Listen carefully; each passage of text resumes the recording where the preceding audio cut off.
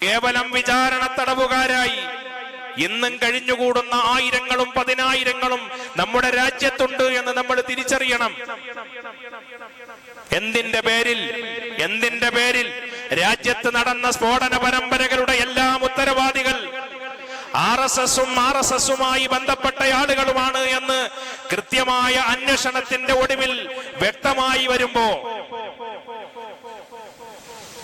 സഹോദരങ്ങളെ, അതൊക്കെ ഒരു ഭാഗത്തിരിക്കുകയും മറുഭാഗത്ത് നിരപരാധികളായ ഈ രാജ്യത്തിന്റെ കരുത്തായി മാറേണ്ട, ഈ രാജ്യത്തിന്റെ വളർച്ചയ്ക്ക് നിർണായകമായ പങ്കുവഹിക്കേണ്ട, ഈ രാജ്യത്തിന്റെ വളർച്ചയ്ക്ക് എക്കാലവും നിലകൊണ്ടിരുന്ന സമുദായത്തിലെ നട്ടെല്ലുകളെന്ന് വിശേഷിപ്പിക്കാൻ കഴിയുന്ന യുവാക്കളെയും പണ്ഡിതന്മാരെയും നിഷ്ഠൂരമായി തുറങ്കിലടച്ചിരിക്കുകയാണ്.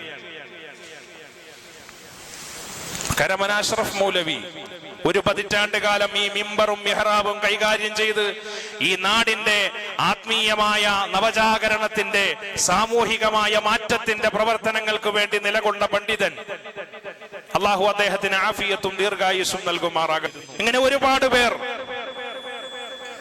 അവരുടെയൊക്കെ ഉള്ളിൽ ഒരു കനലായി എരിയുന്ന ഒരു യാഥാർത്ഥ്യമുണ്ട്. അത് ഞങ്ങൾ അള്ളാഹുവിന് മാത്രം വിധേയപ്പെട്ട അടിമകളാണ്. അള്ളാഹു അല്ലാത്ത ഒരു ശക്തിക്കും അള്ളാഹു അല്ലാത്ത ഒരു സംവിധാനത്തിനും ഞങ്ങൾ വിധേയരാവുകയില്ല എന്ന ഈമാനിന്റെ ഒരു കനൽ അവരുടെയൊക്കെ ഹൃദയങ്ങളിൽ എരിയുന്നുണ്ട്.